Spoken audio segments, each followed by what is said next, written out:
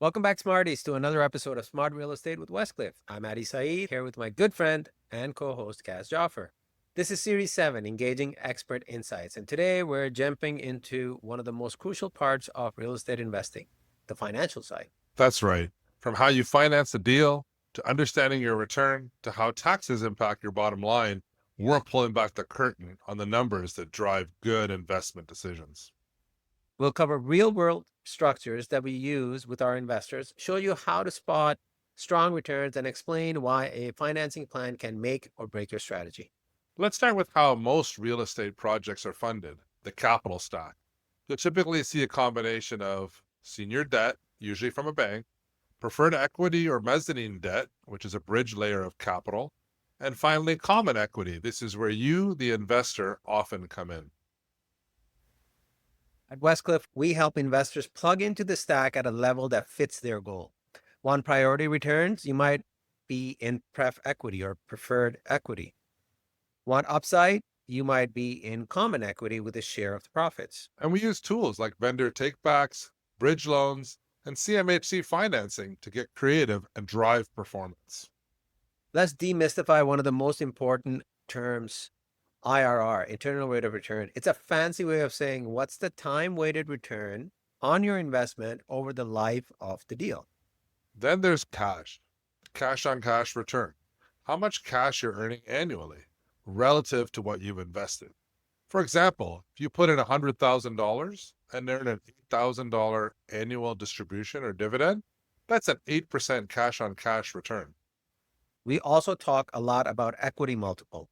For example, a 2.0x multiple means double your money over the course of the investment. It's simple, but it matters, especially for long-term plays. Taxes are where many investors leave money on the table. At Westcliff, we work with structures that optimize for tax efficiency using return of capital, capital gains, and flow through entities. We also work with registered accounts like RRSPs, TFSA, LIRA, even RESPs through our exempt market dealer partnerships. This allows investors to earn tax-deferred returns or tax-free depending on the account they're using. If you're holding a real estate in a corporation, there are additional strategies we can layer in, including active versus passive income planning, capital dividend accounts, and more. Let's walk through an example. A 40-unit apartment building using CMHC financing at 85% loan to value. Investor provided the remaining 15% through a GP-LP structure. The project offered a 6% preferred return and a 70-30 split above that. This projected a 16% IRR over 5 years, with strong upside because of planned rent repositioning. Because of a CMHC insured loan, the financing rate was under 4.5%, a key driver in positive leverage. That's the kind of opportunity that a well-structured financial plan unlocks.